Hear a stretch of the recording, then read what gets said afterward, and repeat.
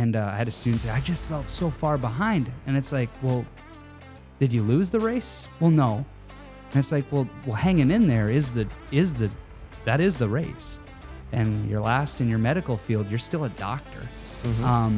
But if you have the resilience that I won't quit, like as hard as this gets, like this is my goal and I'm going to do it.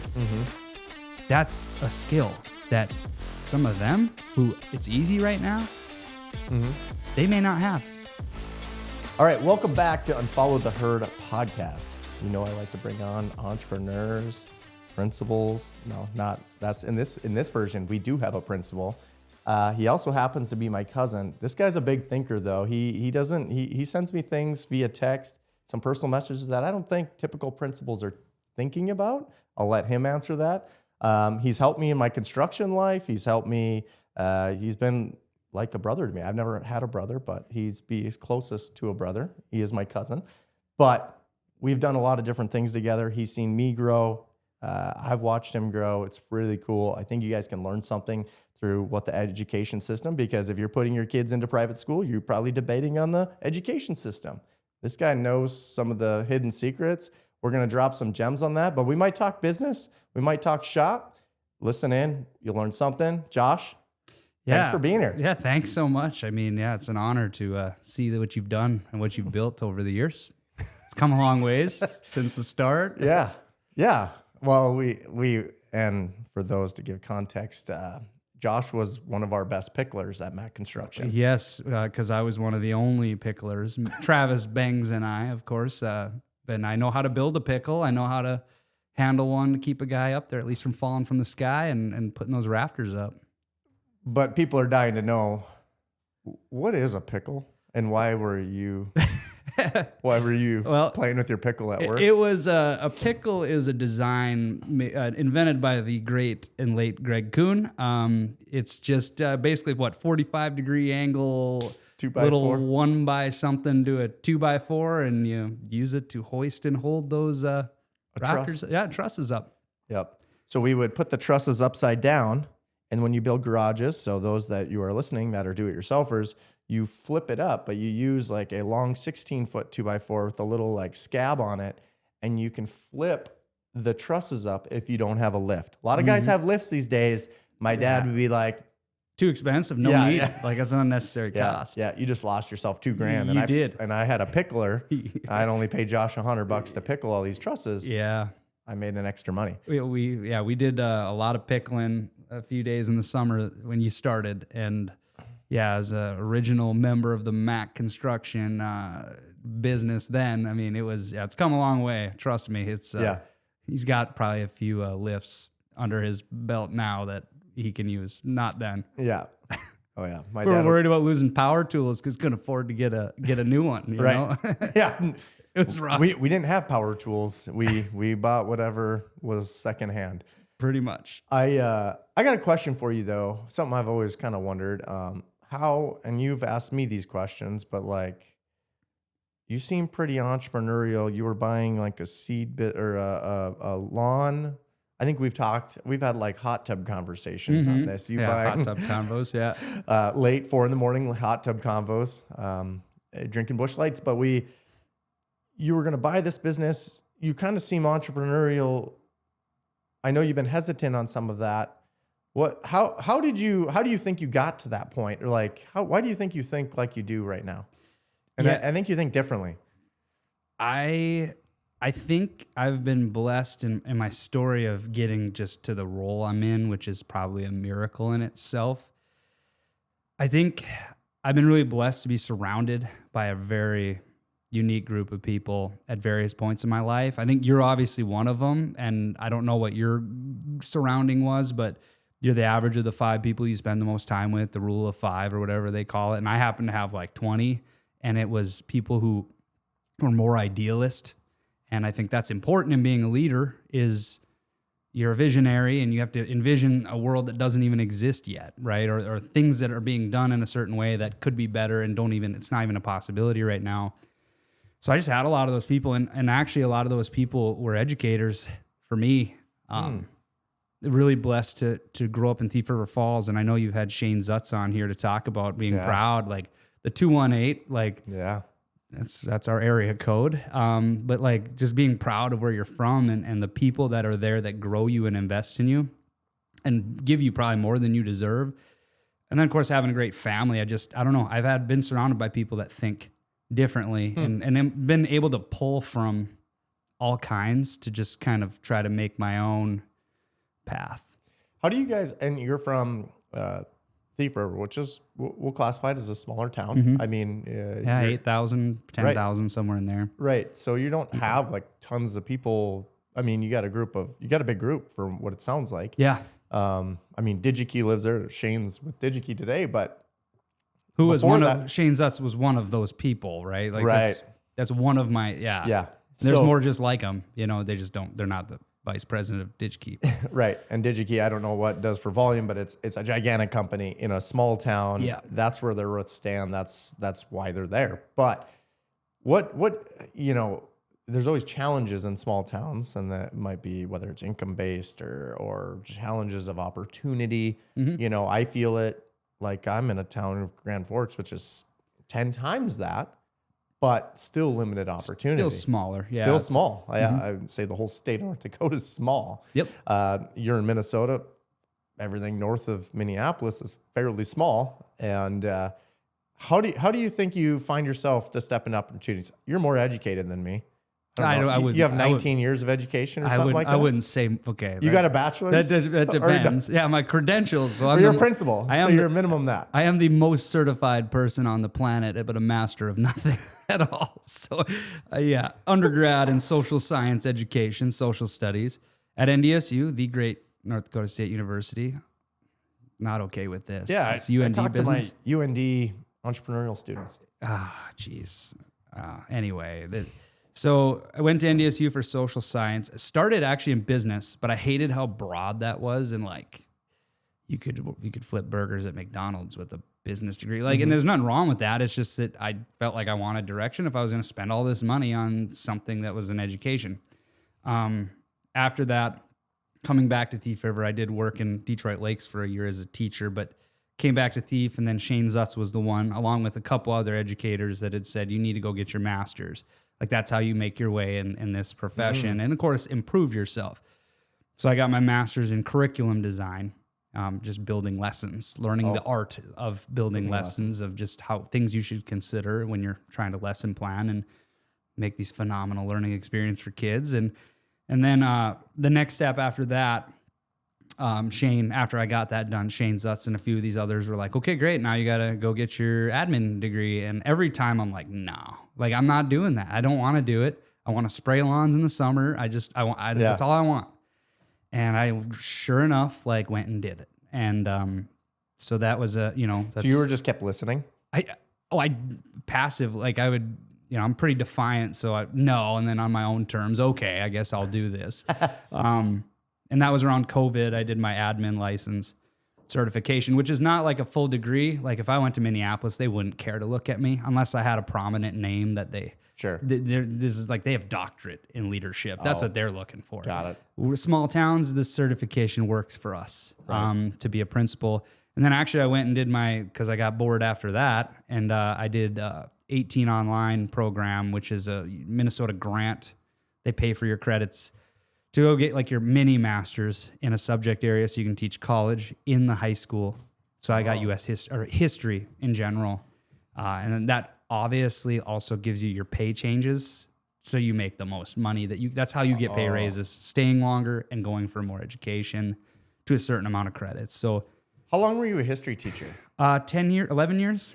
And so when you entered history, you kept going to school to get different certifications, different education levels? Yep. Master's is the first step, and that's about, is it 30 credits? And then you do another 30 for your ads. Maybe it was 40 credits, and then your admin's about 30. And then that other 18 I got. It ends up being you need your master's and I think 40 credits to be maxed out in our pay scale. Okay. But you have to get a master's first. Like, you could get, I'm just taking a bunch of classes, 40 credits, good. Well, then you're stuck on that lane because you have to actually have a master's to show for it. Yeah. That's kind of, it's like has those barriers in our pay scale. So you just kind of kept bumping up into pay. Now you're at this level. Well, You have like 12 credits to spare. I need 12 credits to graduate. You're smart enough. You probably don't need them. You're fine. But if you want the pride thing of having a certificate to say you did it, that's fine. But it's no, you don't need no credits. You're good. You learn from the school of hard knocks. How many credits do you have? Do you think? I don't even know. It's a lot. Like over. I know so the debt part when we you talk need 120 to graduate or whatever. Yeah, with the debt part, like people talk about, the misconceptions of how teacher pay works. Like you work 185 days, you don't get Christmas time off. Like those are non-paid laid off days. You're not contracted to work, so you're just non-paid. But in my scale of where I was making money, like I spent about $80,000 on my education in total. So if you break down your 400 credits, I mean, that's like $50 a credit. Yeah, it's probably more than that, but it was a lot of money. It's quick math. I don't know. Yeah, it's probably not even close. I know it's not close. It ends up being a lot, but if you live a certain way like I do, then you can be fine. You're pretty humble, frugal. I mean, you're for sure. And maybe off a teacher's wage. Now, if you were to, you're in Minnesota, if you were to jump across the border to North Dakota with your same education level, is the pay scales are different? Yep. Are they different based upon all your education levels you've done? Every state kind of every school district has a different pay scale. And, like the teachers union, they claim plays a role in Minnesota's difference. It's typically higher. Sure. What's interesting is North Dakota's retirement age is actually lower. They do the old rule of 90, which I think is like, you got to work like 30 years. And then you also like got to be a certain age, 60, whatever your years of service and your years of age need to add up to 90. It gets you quicker. In Minnesota, it was like 65. So now they've lowered it to 20, thinking people are going to want to flock to the job, which is not going to get it done, right? It's because doing what we do at 62 is a hard thing to imagine with the challenges that we have. But it's state to state. It just depends school district to school district what money they're willing to prioritize for staff. Typically in school budgets, 86% of your budget goes to staffing, right? Not just teachers, but your cafeteria workers, your maintenance. Sure. It's a lot of wage cost, right? Because there's a lot of people involved with raising these people, right? In the logistics of that. And I think about Shane's situation, small town, was basically lived the life that you did and educated. And was he principal or superintendent? He started as a communications teacher, like a hybrid communications at Franklin Middle School, from my understanding. He only did a few years before he went on, and a crew of them hammered out their master's degree, then their admin. Okay. In those days, there was a little bit more Wild West, and he took it serious, but there was some pathways that were a little bit like you got it easy. Now it's like you got to do your credits and do 320 hours of free volunteer, proving you're doing principal stuff, volunteering your time. So that's part of the program. But he went on and did that, and he was actually assistant principal when I came through in 2000. Oh, you worked underneath him? No, I was the student. He was my sure. He's assistant principal. I always think he's like 40, man. And he's not 40. He ages well. It's because he goes to morning weight room every day, which is where I would go when I was just through high school and graduated. I go lift with them guys, and he's in my ear, like, Josh, here's what you got to do. You need to go in education. I'm like, nah, no thanks. And everything he told me, like, he should have told me to buy. That guy's the best. He just knows. I mean, he'll text me randomly, and whatever. He's just a great guy. But listening in those weight rooms, you never know who you're going to find. If those guys are up in the morning cracking, kind of like Josh is every morning. I've been really good about it. I don't go there. I go to our school, but that you surround yourself with those people. Like, one, they're starting their day off with fitness, and they're getting after it. Like, there's something about those people that are different. When 90% of the people are sleeping, they're getting after it. Like that's already a different breed. And so I join them. Okay. You got all this education. You're highly, you could borrow me 12 credits and be still fine. Buddy, I'd give them to you. You don't need them. You're fine. Yeah.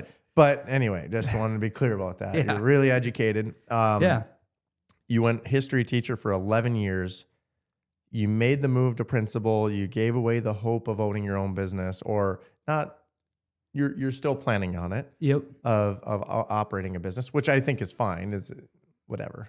You weren't going to be the guy dumping the chemical anyway. Mm-hmm. But what do you think happens after that? Do you think, because with a place like DigiKey, and I'm just asking whether you can answer or not, if Shane goes and he's a main executive there, it seems like he's doing great things. Do you think at some point you get scalped out of the school system? That's actually, because there's not many motivated. Well, I'm going to say it's a small town. Yeah. There's less chance that unique people live there for a business that size. Yeah, that's a good question. And they've actually poached some of our people. They have to. They have. And good for them. I would say that Our people. What doesn't get accounted into that for me, what motivates me is the intrinsic motivation of working with people and making a difference. I know it sounds really millennial, but like making a difference in this world. But like, I need to get out of bed in the morning and have a purpose, or I'm probably not. There's a chance for some self-destruction. And it's just because I need that in front of me, right? This higher purpose, this higher act of service that I need to be on my game for. It brings out the best in me. I don't see how working in that industry would bring that motive. And sure, money, great, but like, I'm fine. Like, I don't know. Like, I don't need, there's other endeavors I'd rather explore. But my loyalty to my community, my school, in the capacity that I need to serve and give back what they gave me, that's my motivation. And there's not another school I could do what I do for. I wouldn't work for another school I don't care to. I think that would make a vote a hard no for me. They can offer, that's great. Yeah, have to be a bigger number. Yeah, sure. they already came. They say the number wasn't big enough. Shane, if you're gonna do that, just come with a bigger number. Yeah, they say everyone's got a number, but I don't know. That's not really what gets me out of bed at all. So yeah, I'm good with. I could have been fine under my previous wage too. With more. We go back to pickling.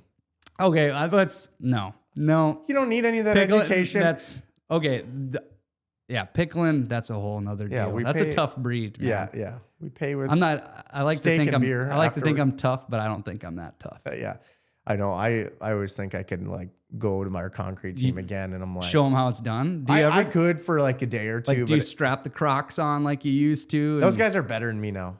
Really? They're better. You can't let those guys are better than me. They just are. I've watched them. I've seen some of the stuff they can do. It's like, no, I'll let you guys do it. That had to have been how, like, it feels for like LeBron James looking around like, oh, dang, I was really good at this at one point. It still is, but it's got to be a hard. Every business owner listening to this, entrepreneur, high executive, whatever you do, I don't care what you do. You want to be seen as the best. Like, I used to be the best. Yep.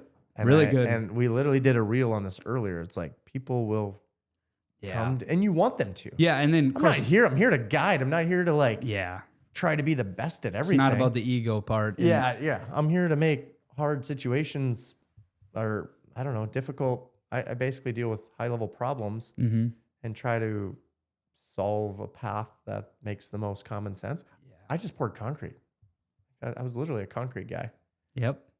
I was just born with a lot of common sense, I think. And then. So here's a question I have. Can I ask you a question? Sure. I know it's your podcast, but so like, what is it somewhere? Cause for those who don't know, 8 years old, you're running what was the name of your guys' jackhammer that you're using? Didn't you name her? That was your best friend from 8 years old. It weighed as much as I did, or more. You were 8 and running that thing and then pouring with your dad. Like what lessons were you taking along the way where you're like, I could take this here? That might be a long story, but there's something that like intervened, whether it was divine intervention or the right people, or you saw certain people like, this is where I could take this. No, I think different than all of that. Like Dad was hard on you. You got the screed rolling and there's noises, and if it wasn't raked perfectly, yep, you're doing it again. Well, you're gonna get an earful the entire time. you might not eat lunch because he buys your lunch and I don't have any money. So it was like, dang, we're just going to keep pounding steaks. Yep.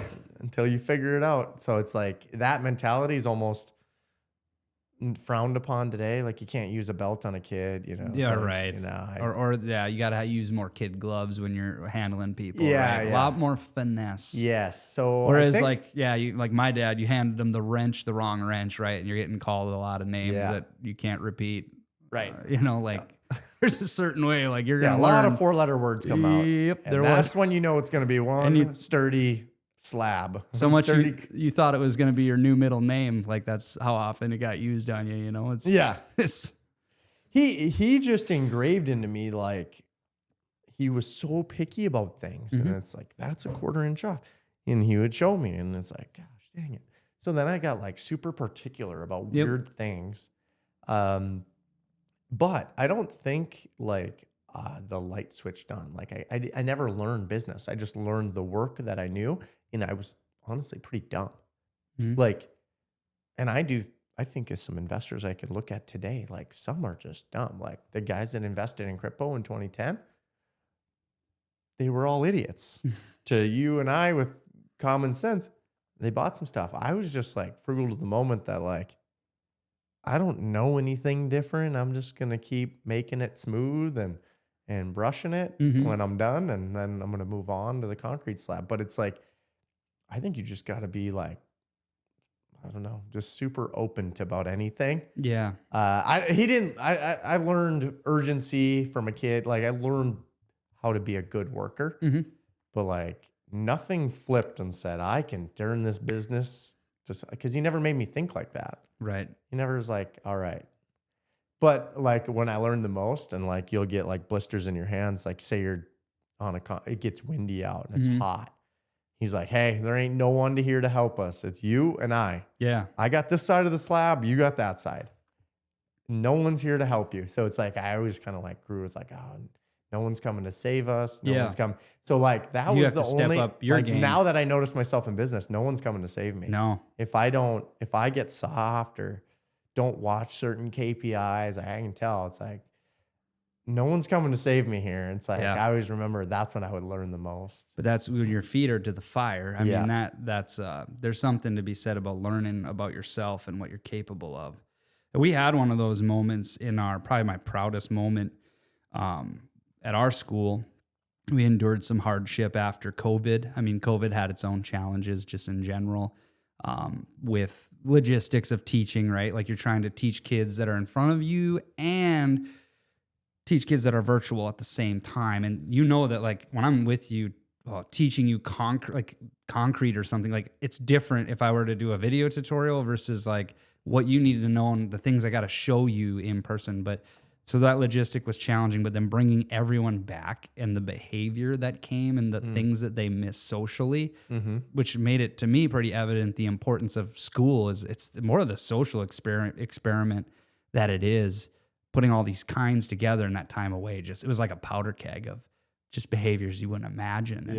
And we had things we were doing with consistency of just our response to challenges, like being consistent became our focus, right? And in some way it worked. It was effective of like, you do this, here's what's going to happen. And all staff are going to do it. But like, if we later found out we needed more, and that's where we came up with our house system. But we had a moment where there were some fights in the day of, video, and they happened when we went to school. You just didn't have videotapes, right? But we had some that, of course, Valley News Live gets a hold of, and it turned the community in a way we felt where we were alone, and it was that feeling of no one's going to come and save us. Yeah, like this is us. Like the response, they're watching. Of how are we going to respond out of this? And it was just a dark moment, but like what I'm so proud of is that I remember we had a staff member who's lost a parent, and that video gets shared on the news within 24 hours. And then we had a staff in service where we're going to talk about mental health and mental health crisis for students when we were the ones in a mental health crisis of like, we need to just pause this and like talk about how we're going to respond. And we did get that moment we were in DigiKey actually. They let us host our, and Shane was going to show us around, and and he even had some nice words that he shared. But we kind of all chimed in. We're like, hey, the answer's here in the room. Like, we have to have the answer because no one else is trying to find us. No one is signing up of, hey, we'll come help supervise hallways, or no one was doing that. Yeah. So what are we going to find in ourselves? And that's where we came up with the house system, where we started emphasizing what it is that people like us do. Kind of an identity for our kids. And it had fallen from that identity. And that's really, the kids were the piece we were missing of their buy-in. Because if we can be as consistent with rules and whatnot as we want, but if you don't have buy-in from them, nothing works. Yeah. This is why schools, like, I'm not going to name them because I don't want to throw them under the bus, but you can go on the headlines. There was just one, they can't have, no one can hand out any candies at all because they're having issues with drugs. Like, now there's things you can't do anymore, right? Can't have assemblies because kids make a ruckus. Like, we have an assembly every week. I run it. Like, we want to be unlike everybody else. Yeah. So, but our kids have to hold that standard of being what we call uncommon. And our house system we built from that difficult moment. It was that moment where no one's going to come save us. There is no silver bullet you can buy. There's no speaker you can hire that's going to fix those things. It's got to come from within. Yeah. And you can't always expect your principal to have the answer, right? It takes good staff leadership from the people on the ground, boots on the ground. And so we stepped up in a big way to really change the trajectory of what our student body was believing in, and gave them a new story. What do you deal with from, like, Minnesota? A little scrutiny probably going on around there. Seems often. What do you see from Minneapolis, St. Paul, that hub? Yeah, I'm sure directly affects you guys. Yeah, all of it. What do you see that you absolutely hate? Like, they got to be doing some crazy stuff, I'm guessing, and then you guys have to read it and follow it. You're like, yeah, that's you got to wear masks now. Yeah, that was one challenge in itself, and that was, of course, a national. Right. COVID challenge. was one thing, but I think there's always unique things out of Minnesota. Yes. They set, the population base being in Minneapolis, they set a lot of precedent for us that is not really applicable to us. And then they pass laws, as you mentioned, like, well, right now we have, reading intervention, science of reading that everyone needs to, a number of people need to get trained in, and the emphasis of, how you use data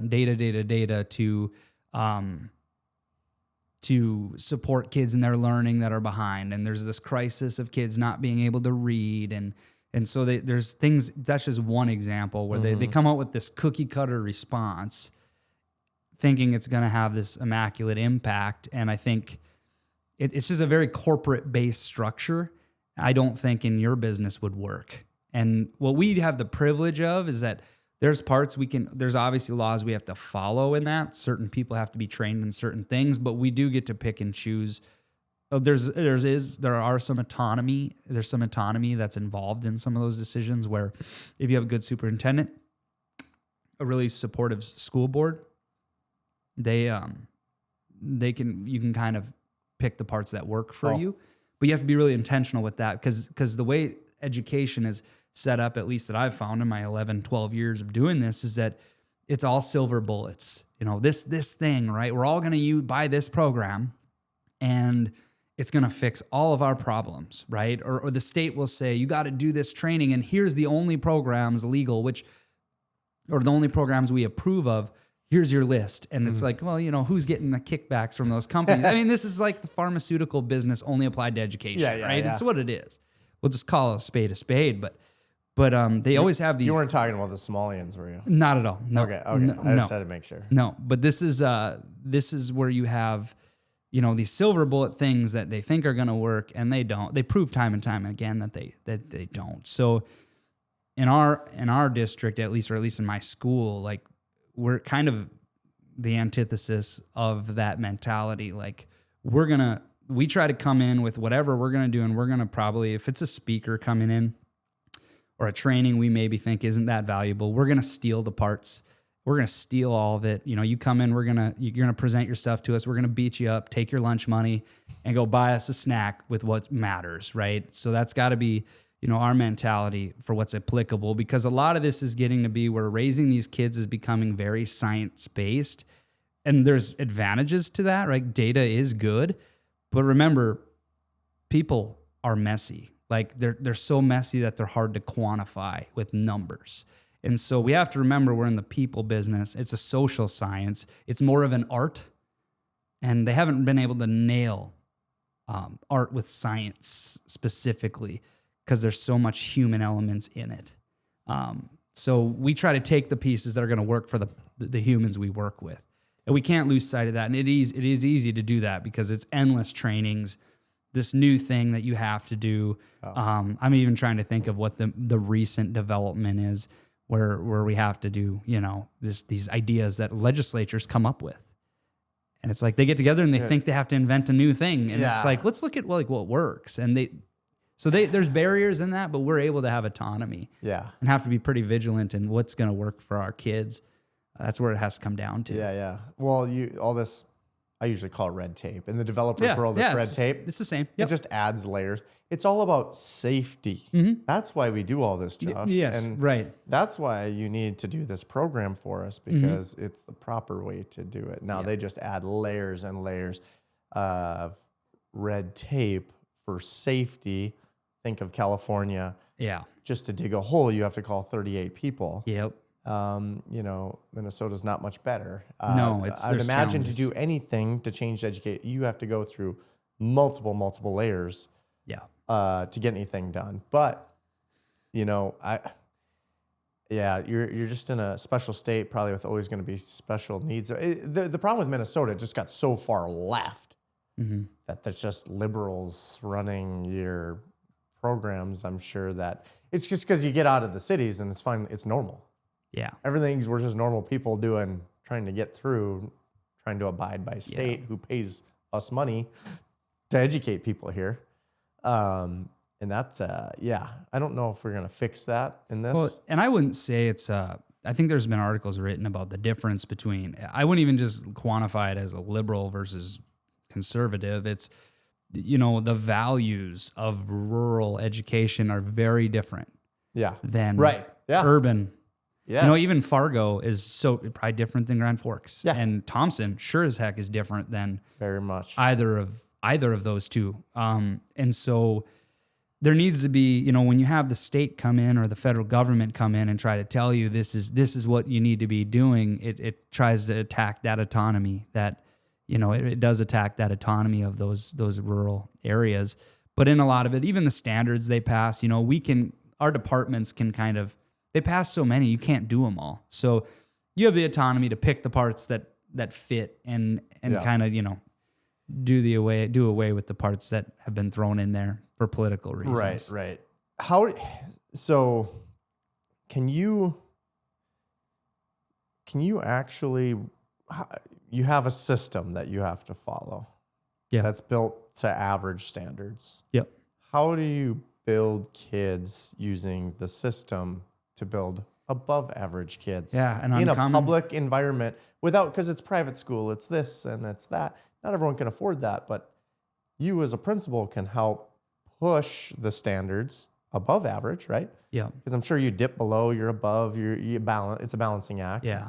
And you get standardized tests. Yeah. Along with 8 screeners that you give too. So these kids are just tested all the time on top of whatever you do in your communications class. Like that's communications class or whatever. That's So there's I don't know, like these stay-at-home kids is like my kids. Just one thing they always say, like Eugene, he's so smart. Yeah, he's a stay-at-home kid. Yeah, he knows everything about church school and he can times by 100,000 and whatever. He's 9 years old. Yeah, how do you take your kids to the next level with also abiding by the system that you're given? Yeah, I think it's that you don't let the system dictate what you do. I mean, it just shouldn't. I mean, if you're in it for what's best for kids, like that's what you have to follow. At least that's what I do. Mm-hmm. And there's people who'd probably disagree with that, right? And I'm going to tell you, like, as far as, reading and math scores, like we're not top of the charts, but it's the question of, are those screeners even valid anyway? Like, does that quantify what were yours like? Well, If you were to guess. I chose C every time. Exactly, right? And you're just like and people forget, like, these people who are legislatures and what's tricky is you move, even in my role, like, you're removed further from these kids. You're removed further from the work that matters most, and you're making these decisions. But these legislatures who have no idea, right? They're making these decisions, and they don't realize that every kid's just like that. You know, like, I can't even remember. I just had a funny thing happen, you know, yesterday where a kid, like, basically these kids are showing up. Like, when I showed up too, I don't think it's changed too much, but what motivated me to go to school was not my math scores and my reading scores. It was my friends, sports, girls. That is it. It's the only reason why I wanted to go to school. And I learned social lessons going there and how to play in the sandbox with people who are different. And that is the challenge, is you got this big old sandbox of all kids of all kinds and different values, different homes, some with a lot of support, maybe too much, some with none at all. And you have to, like, maybe too much. Yeah, and you have to, like, figure out how to, like, let move the kid on. Breathe. Yeah. And they're all like, you have to try to meet them where they're at and see them as a person rather than the number.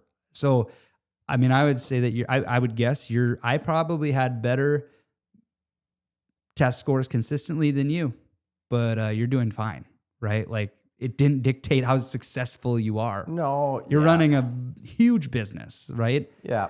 But Like, so is that what matters? Yeah. Is the question. Yeah. It probably doesn't. No. I mean, And they're doubling down on I it was is a the problem. shithead in school. Let's put it that way. And I was too. I mean, I only missed one day of high school. so you were really good at showing up. I attended, God, but dang. I think that's why teachers liked me, because I didn't skip ever. You just showed up. I just showed up, but my grades were always like subpar, like C plus stuff maybe. But I don't know. I come back to, like, what matters to your question of, you know, the uncommon kids, right? It's like that's the stuff I want to tap into. Not like whatever it was that you had, like, that is the stuff I'd rather them have than, well, we're going to double down and they passed a fast bridge screener, but they became a serial killer. Like, that to me, like, that shouldn't be the goal. Yeah. And I think, like, what we're missing right now in society and with our kids is that grit and resiliency to stick to tough stuff. Like your case, like what you just said, I bet if I pulled up kids right now we got in high school, that there ain't many. They're like maybe none, like, that are to that level of showing up. And that's really? like, that's a thing, right? You can't just hide when you have a tough day, and you got to show up to the job.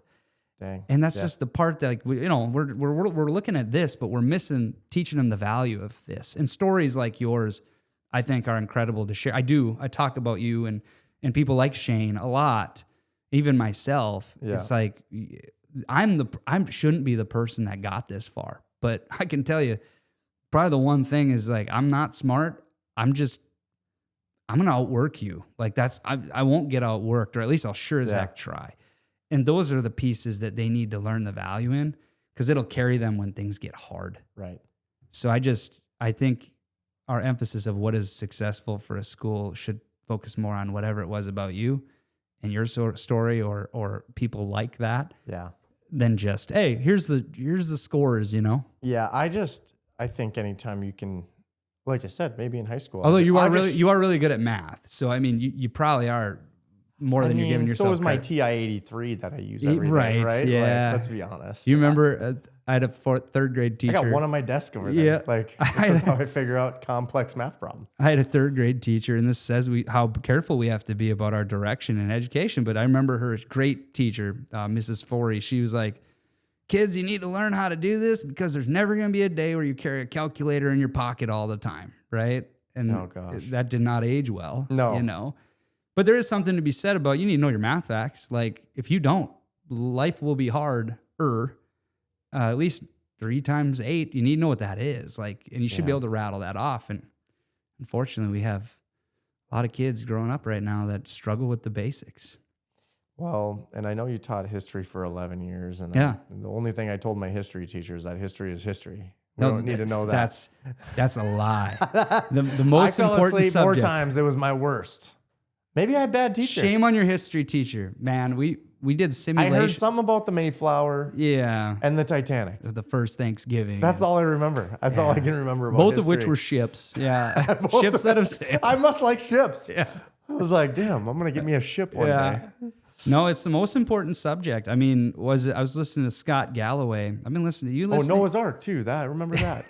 They put a couple That was your animals Bible. on there. That was your Bible school lessons. Okay, yeah. But Scott Galloway talked about in this age of AI that he thinks the most important skill is going to be storytelling, and there's advantage in being able to tell a story or tell your story, and that's kind of where the house system comes into play because.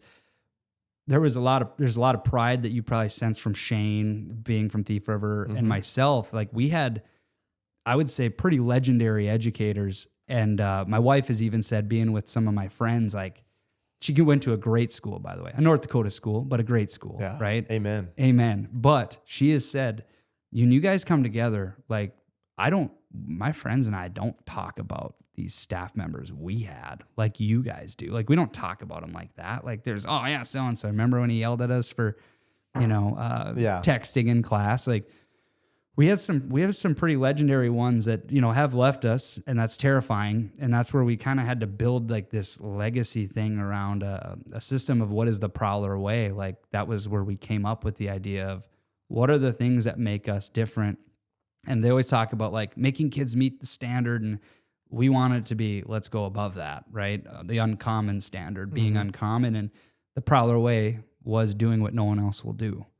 And it doesn't just mean about the outcome, the score, right? It's about the process. And I have kids that come back and tell me that they wish they were better prepared for whatever it is they are in life. College, a lot of people going to be doctors. And I had a student say, I just felt so far behind. And it's like, well, did you lose the race? Well, no. And it's like, well, hanging in there is the race. And you're last in your medical field, you're still a doctor. But if you have the resilience that I won't quit, like as hard as this gets, like this is my goal and I'm going to do it. That's a skill that some of them who it's easy right now, they may not have.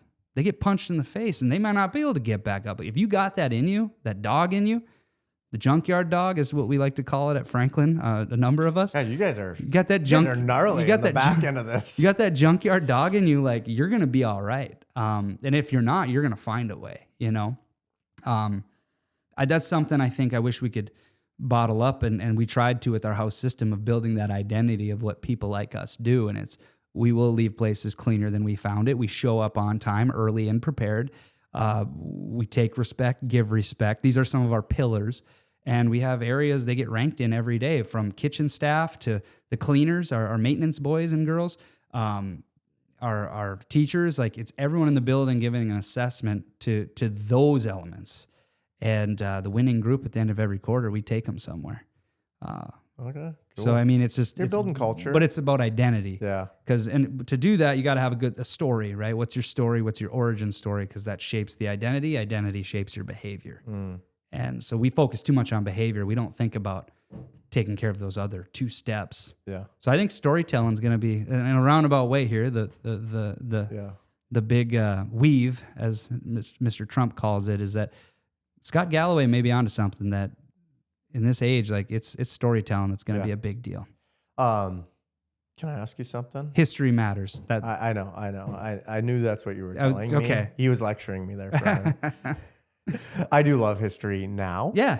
You learn to appreciate it. But I think when I was a kid, it's like, this is just boring. I don't need to know what's on the Mayflower or the Noah's Ark. To be fair, the nature in which it's been done.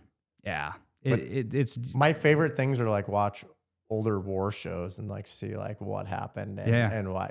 Now I find it interesting. Yeah. I love true things though, and history is true. Well, hopefully. If you know what the truth is. COVID wasn't a lie, I'm sure. Biggest scam. But anyway, what I'm thinking about, like, okay, I have a 12, 11-year-old girls. Yeah. I was talking to Chelsea, turned 40 today. Happy birthday, Chelsea. Yeah, Chelsea, this is for you. The glue who holds it all together. Yeah. Yes, that's you. And But we were talking, it was like, okay, because a lot of parents are worried about this. Like we were talking about Riverside Christian and Sacred Heart, and you got these private schools, homeschooling, like just on the uproar, scared to put their kid in the public system. Yeah. What do you tell those parents right now? And maybe they're meeting with you before they meet with the private school. We do have a private school in our community. Okay. Two, actually. And both are great. Like, I'm not going to bash them. That's not a political thing. Like, I know people that work in those schools but you're that in the I love dearly. You're in the system. Yep. And you have things to follow, and they're worried about the public system. Yeah. Yeah, there's a more of a stigma in one area than definitely the other. Yeah. And it is the element right now. It is the element that you have to take everybody. Like, it is that you have to take everybody, and there's challenges that 100% come with that. Legitimate challenges. I think so before our private school expanded to middle school and it didn't impact us. And it's like 10 kids a grade, something in that nature. Some are maybe a little bigger for where they've expanded. But I think, to my experience of the pitch, and my buddies who went with me to public school after they left private school would probably tell you something similar. They were done in 5th grade, came over and joined us at Franklin Middle School. That was the meeting point. And it was so cool to finally, like, they were done with the private school scene. Like, they're just like, we're so ready to see, like, probably more girls, right? Or more boys. No more cupcakes at lunch, though, boys. Yeah, they did have dry hot dogs. They had good lunches, although Franklin's got probably the best lunch around.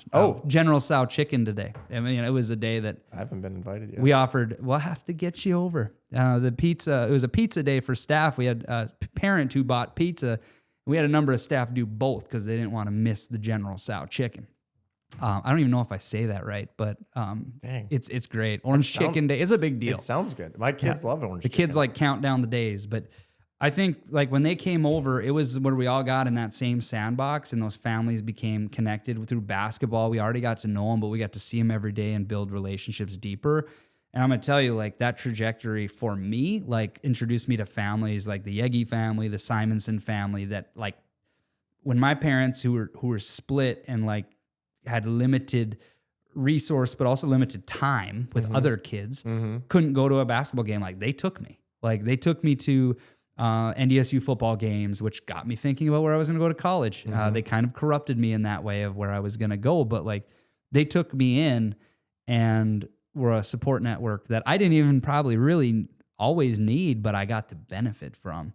And the same with the connection that they were able to make with me, and in ways that I can show up for them. Like, there's just this camaraderie that, your pool gets, it's homeschool. I was thinking about this on the drive here.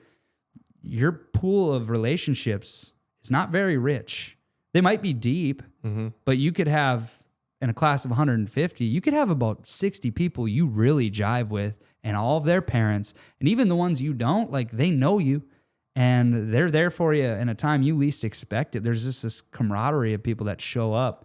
It's why we had Prowler alumni who passed away just a month ago. And they all the boys and girls came home, and they raised $60,000 at just the Legion one night. Oh, cool. I'm sorry, like, unless you're homeschooling and your Grant Cardone's your neighbor, right? Like, that's not happening for you.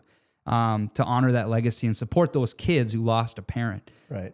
There's that camaraderie that is, you're so rich in relationships that you get from being in that place with all kinds. And then you learn how to interact with people that are not the same as you and empathize.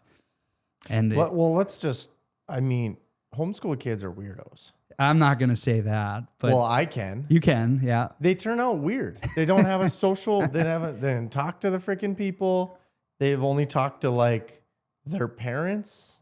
Yeah. Like, the biggest thing I got out of school was the social aspect. Yeah, 100%. And I worry about the kids that are homeschooled.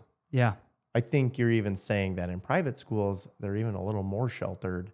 Yeah. They're only talking to one type of person. Yep, one type. And often it's religiously, it's a religious, right. and we respect that 100%, but they're not introduced to someone who thinks entirely differently. Right. And how do you interact with them? How do you see that as a friend, a colleague that thinks different than you?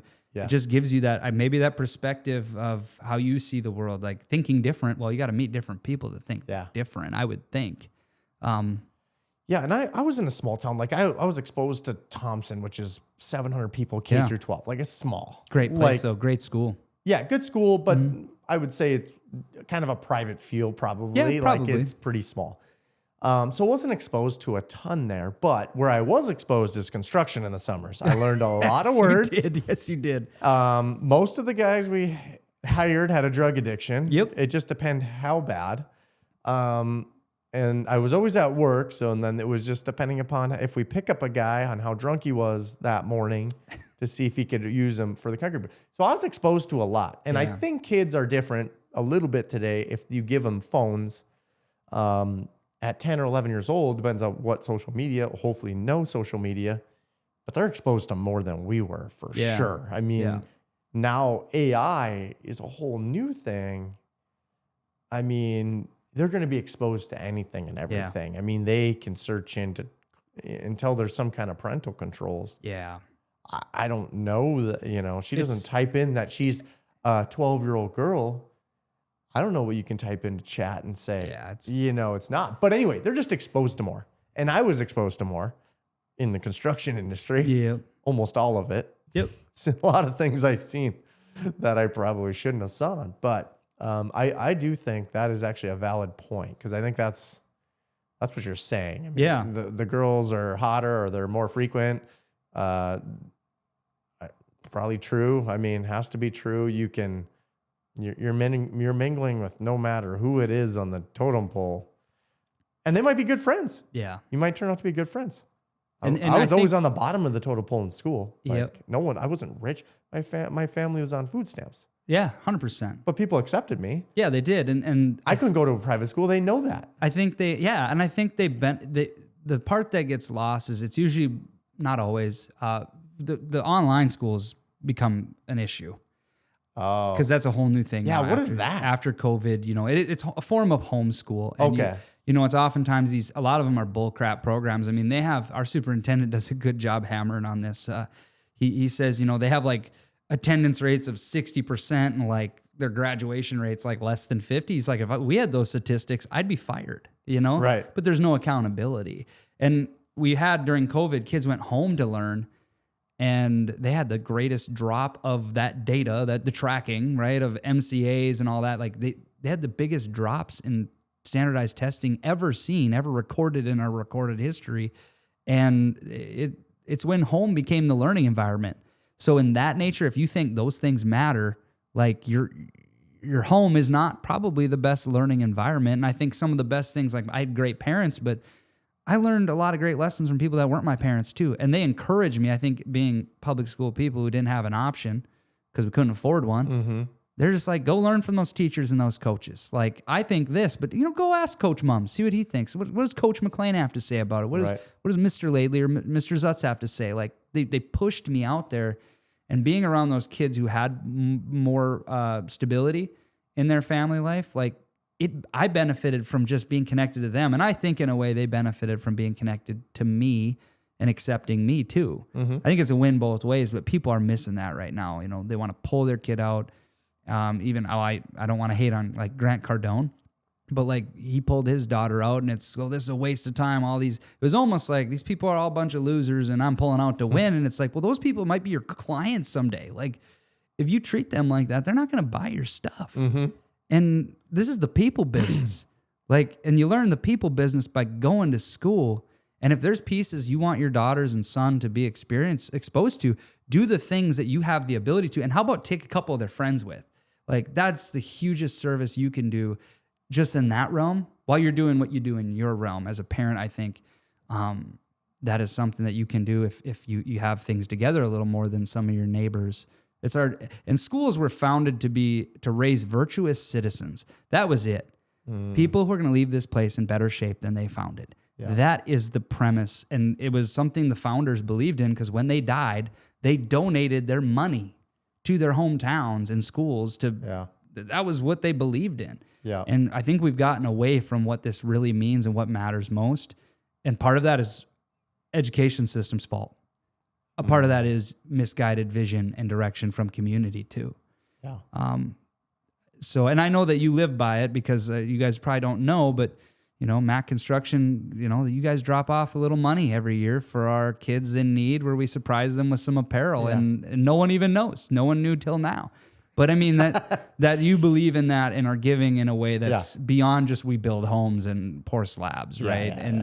And I think if everyone has that mentality, man, this world could be a better place. But here I am just being an idealist, that's really we got lots of ideas. Can I ask you this? Yeah. What's your biggest, so your kids coming up, and you talked a little bit about your upbringing was very humble, to say the least, right? What's your fear for your kids? Ooh. Because it's a very different circumstance that they're growing in. I don't want them to be same house. I don't want them to be silver spooners. So my job as a parent, this is the way I view it. Yeah. My wife is very different because she was over-raised.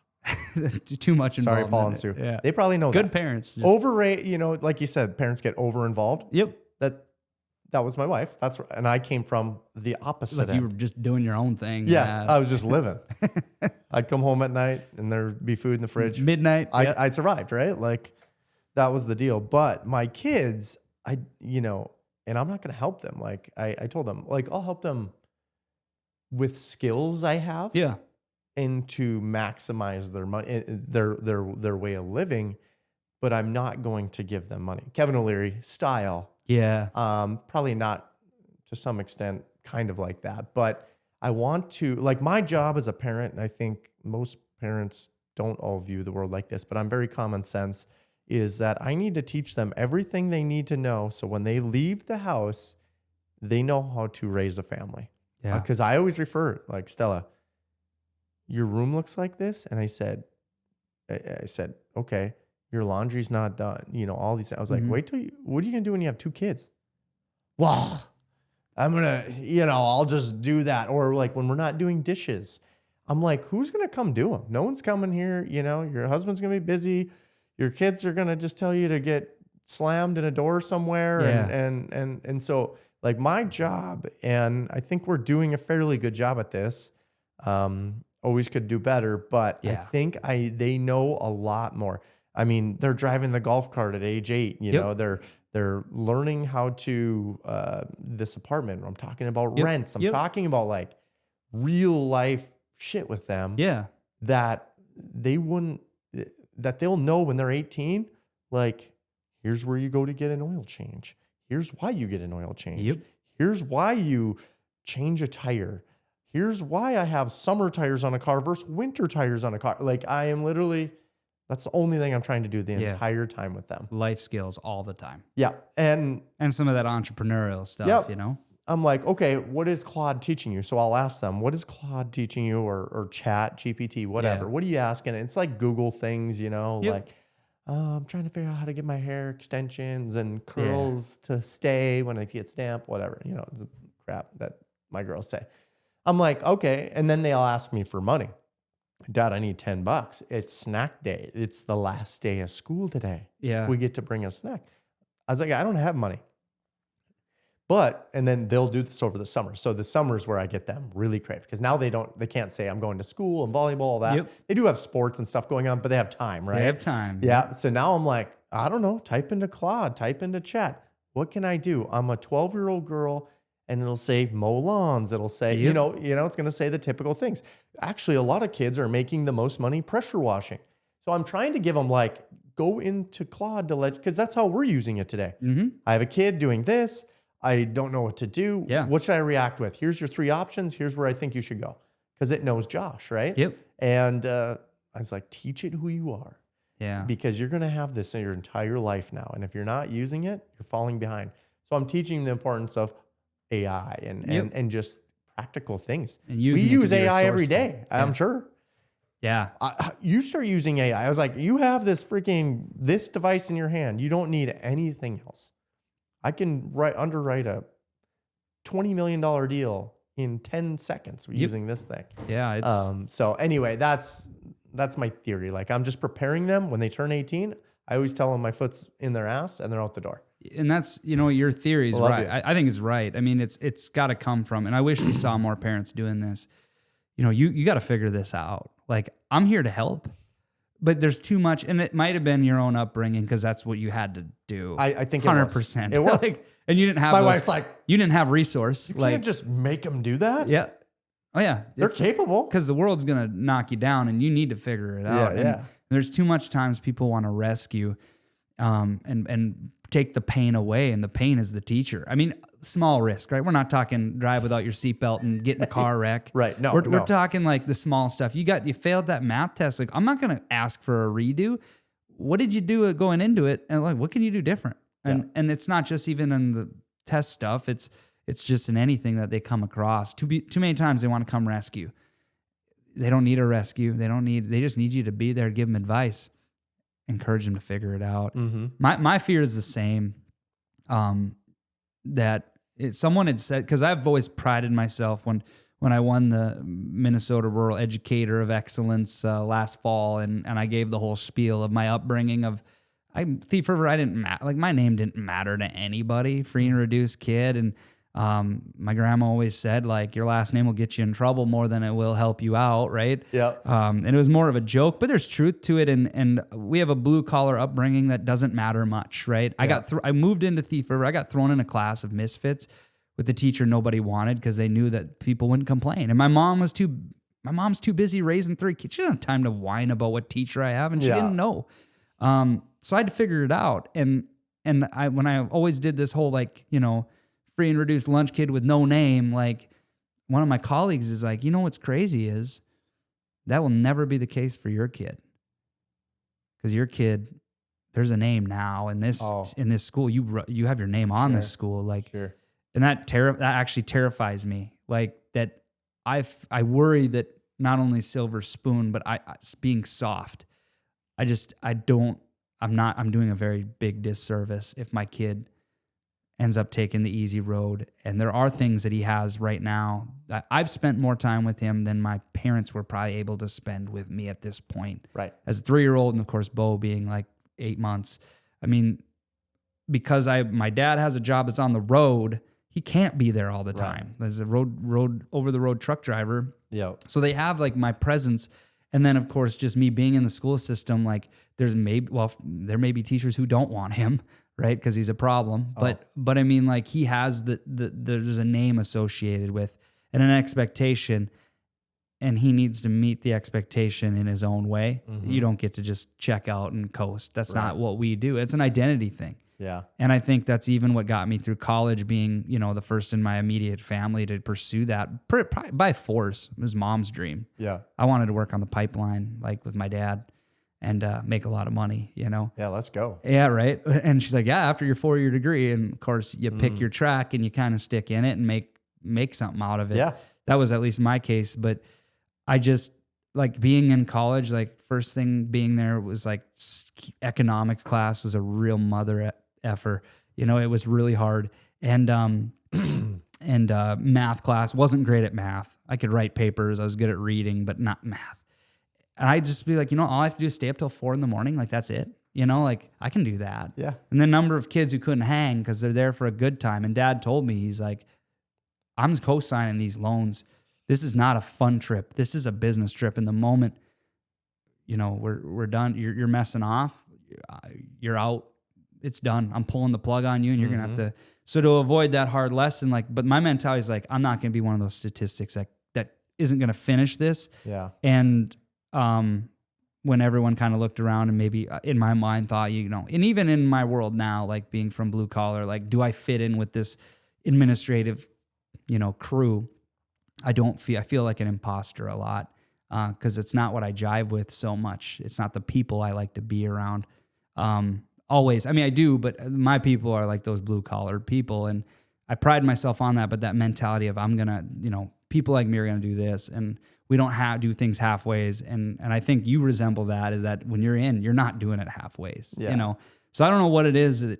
I just want my kids to have it. Yeah. And I'm terrified that they think they're going to take the easy road, and that's not going to be an option. Yeah. Yeah. I remind my girls usually every morning. Yeah. Every morning. Well, it is funny though. Like I'll meet some of my dad's old friends, and they're like, oh, how's that concrete business do? They don't know anything about me. Yeah. I said, just pouring slabs, just pouring slabs. I'm just a simple guy at the end of the day. I mean, I'm not highly educated. My dad pushed though, 4-year degree on me. You know, Yeah, it's like same story. Like you got to go to school. It's what everyone's doing. Yeah, and I think I don't. You know, are you going to push your kids that they have to go to college and they have to? And I think the requirements for things is coming down.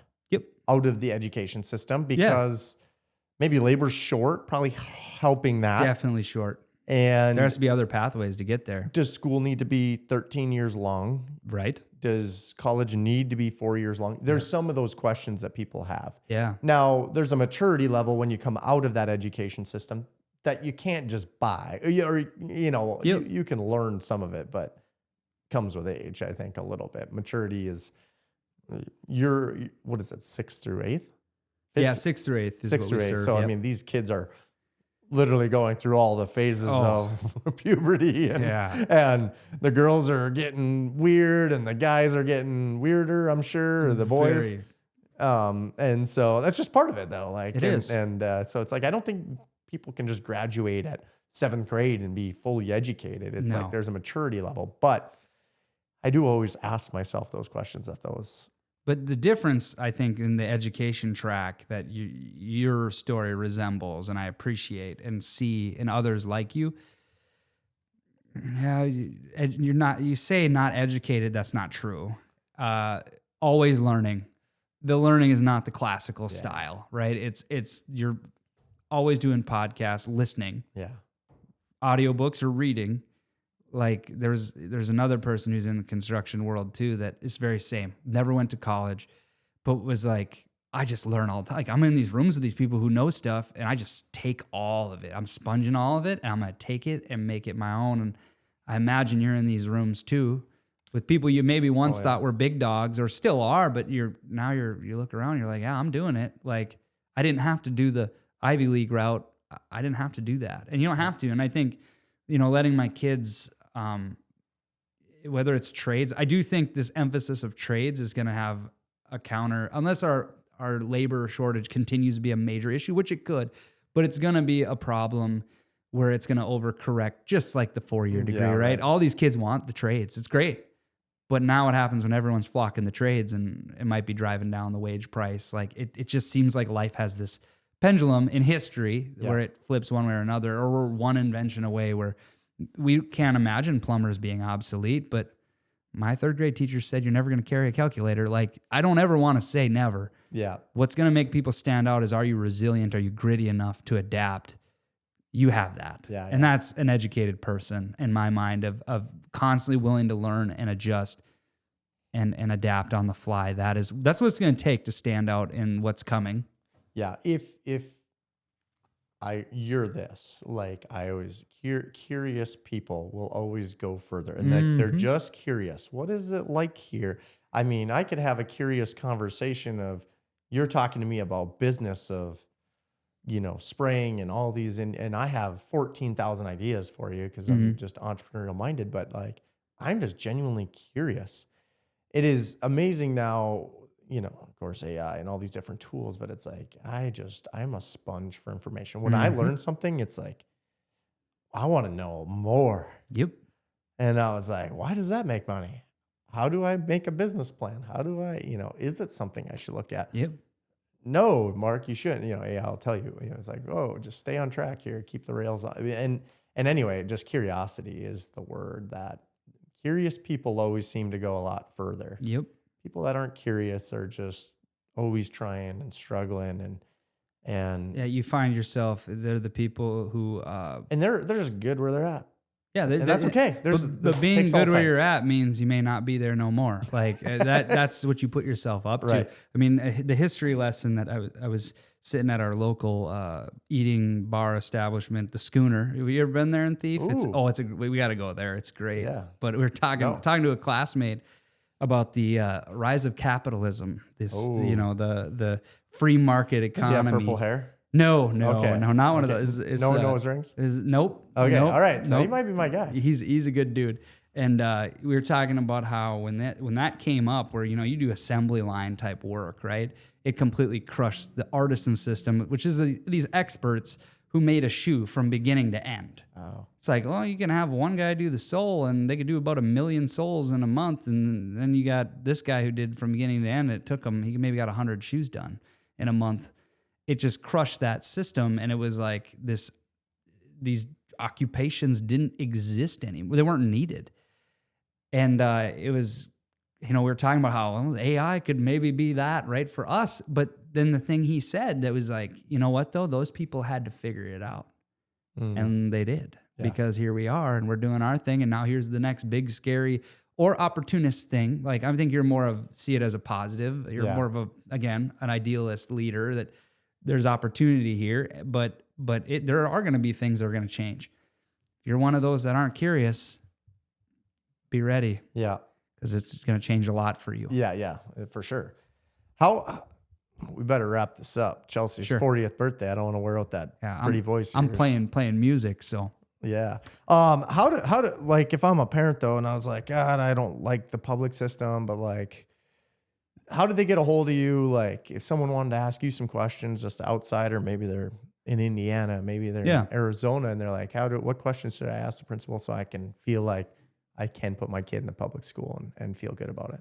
What questions? How do they find out about you and like about me? Yeah. Like my how do Twitter I find handle you? And what's your Twitter handle and your YouTube channel? I don't do a lot of that. Where do we find you? LinkedIn? Business. I don't do LinkedIn. Instagram?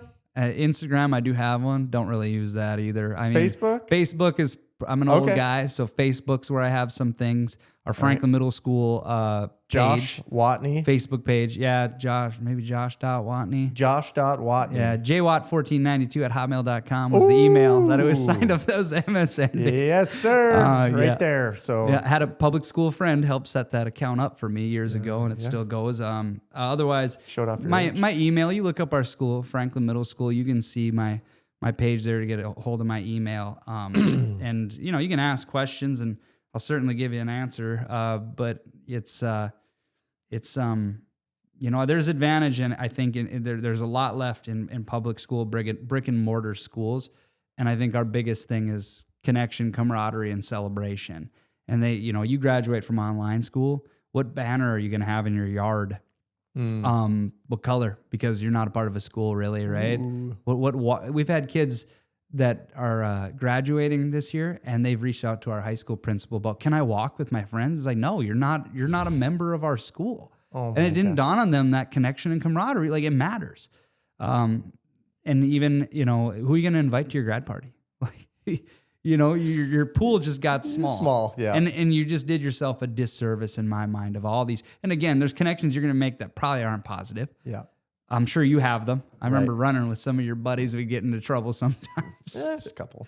But you're going to make connections that are going to change your world and change the trajectory of your life. And that's been my case. Yeah. All right. Last question. Yeah. What does Unfollow the Herd mean to you? So Unfollow the Herd means you need to be unlike everyone else. You need to be uncommon. That's, again, like out of high school and... Yeah, you have to, what everyone else, it doesn't mean that you just go invent your own pain, but you're intentional about going out there and trying something. Everyone else is doing this. Find that other track that might be far deeper in value and more to offer, because the world is trying to give you silver bullet solutions, from your weight loss to your education path. There is no silver bullet. And you and I sitting here in the different tracks we took prove that. Yep. There is no one way. And I think you got to be willing to do that. And it makes you adaptable in a world that is uncertain. Money. Uncertain means a lot of opportunity, but also a lot of potential tragedy if you're not willing. Sounds risky. Yeah. Sounds like the market today. Hey, roll the dice, baby. Yeah. Thanks, Josh. Appreciate having you on. Thanks, Mac. Appreciate it.